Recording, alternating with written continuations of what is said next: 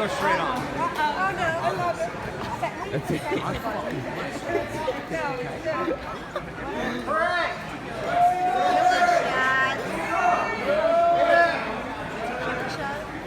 Not while you're videotaping.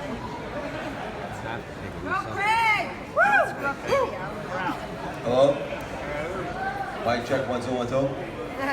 How you doing? Woo!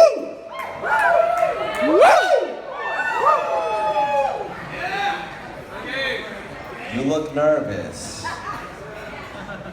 You should be. You should be. Is that Bane? Excuse me 1 second. Pinky up! Pinky up!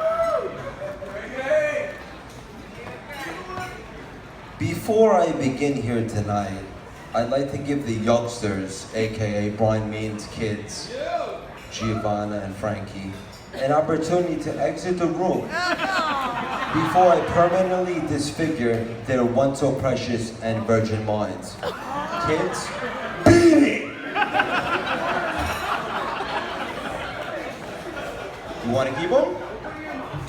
No problem, up to you. So without further ado, here is my 45-minute long best man speech, as per the request of one, Michelle Reisender. So please, settle in. Today, I feel like I'm gaining a new sister and losing a brother. It's such a mix of emotions. What used to be referred to as Big Bro will forever now be known as Stephanie's bitch. Holy shit! Holy shit!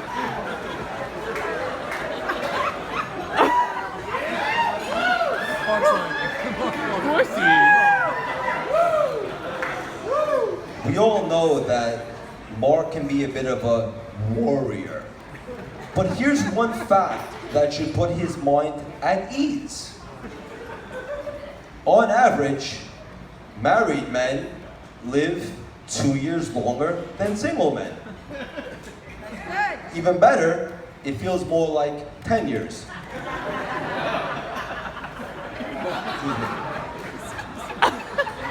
Pinky up! Pinky up! Okay? Hey, Mom.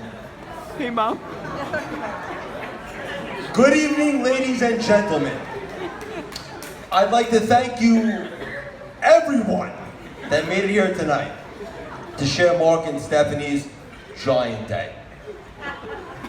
Many of the guests knew that I'd be speaking tonight and still decided to come. So a special thanks to you in particular. I mean that. I do, however, feel slightly on trial tonight, truth be told. Because Mark said, if I do a good job today, I can be best man at his next wedding as well.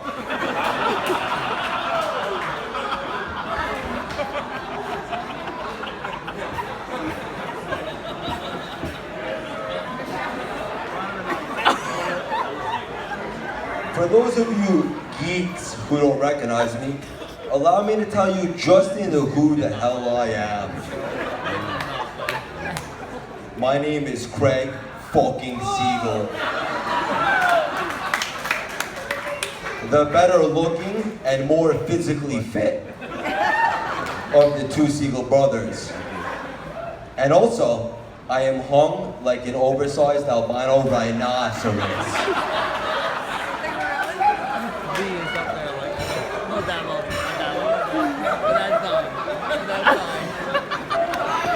I'd also like to say how beautiful most of you look tonight. It's nice to see that some of you made an effort. Dying. But speaking of beautiful, our bride Stephanie looks absolutely stunning, does she not? Yeah. Does she not? Mark, you have really scored big in marrying Stephanie. You found someone who is attractive, funny, smart, loving, and caring. And Steph, you have found Well, you have found Mark. But seriously, I think you've made a wonderful choice for your first husband. Don't worry, Steph. This speech isn't directed at you, so I won't speak about how you've hooked up with a number of my friends. I also won't mention that you're only allowed to date boys who went to JFK High School. But have no fear, I won't reveal who any of these people are. I also won't mention your chappiness and the fact that you never wear any of my gifts.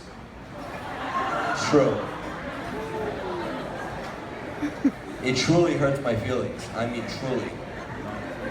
In addition, I sure as hell won't make fun of Mark for having a wife who has never have a wife who cooked nor done laundry a day in her life. So you're off the hook for tonight, Steph. Are you really though? Now, as many of you freaks know, I've had the privilege of knowing Steph since kindergarten. Now, thankfully, Stephanie and I have never dated, or else this speech would be more awkward than it already is. And truth be told, I haven't even scratched the surface yet. But as for Steph, I couldn't have been given a better sister-in-law on this planet. Steph? Steph, I love you very much. But now, back to the groom and his ball bag.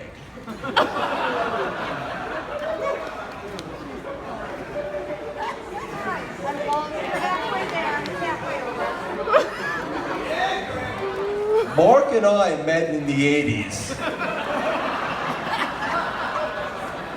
He claims that I was his 7-year-old birthday present. However, he could just be covering up my parents' mistake.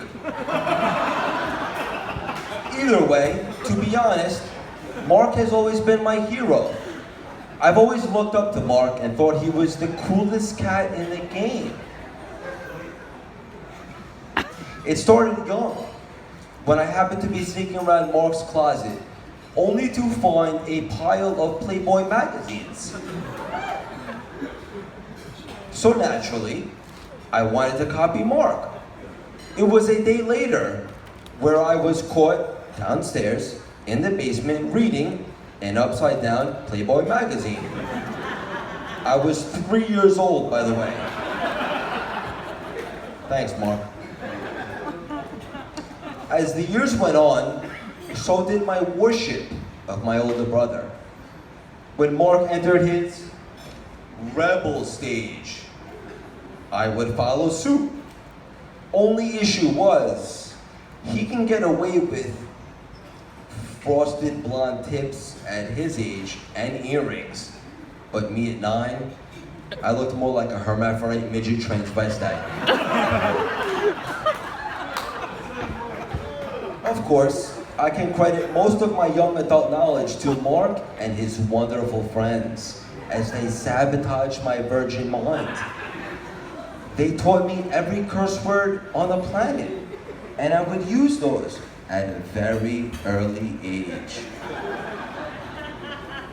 Mark would send drunk girls into my room, and being the shy late bloomer that I was, I would kick them out. I regret that, by the way.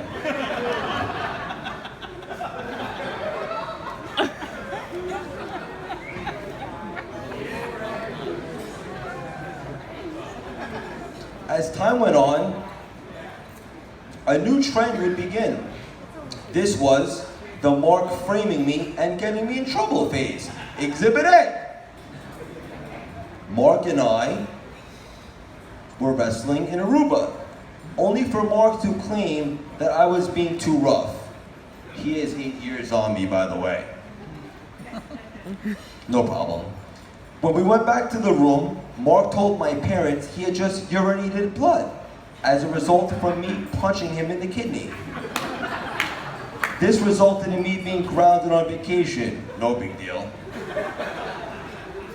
Of course, eventually I would grow the scrotum to fight back.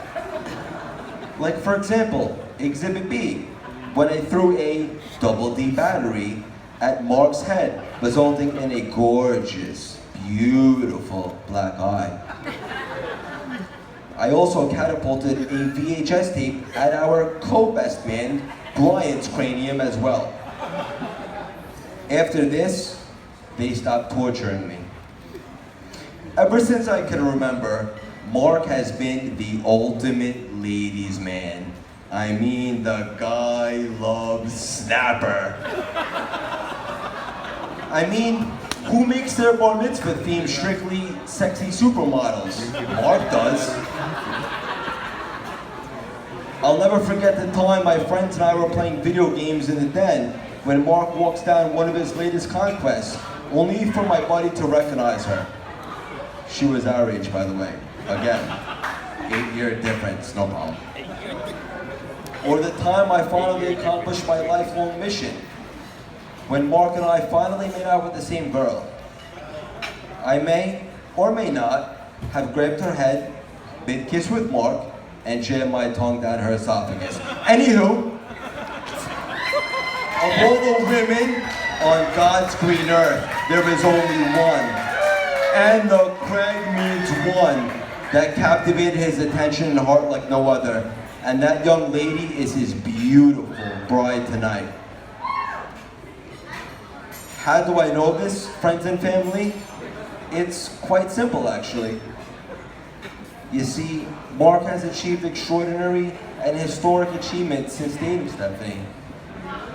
Mark has managed to become even more pussy whipped than his father-in-law, Glenn. Glenn, I love you. Just kidding. If I can be serious for a moment, Steph, you are the luckiest girl in the world today.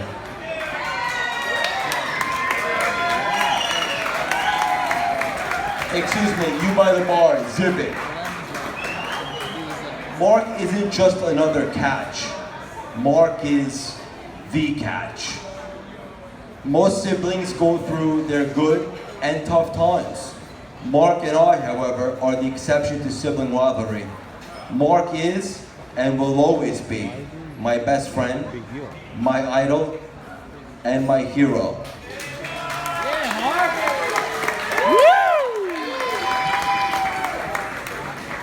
Someone I can count on no matter what, and the person in my life I think most highly of. I love you, buddy. What about Daddy?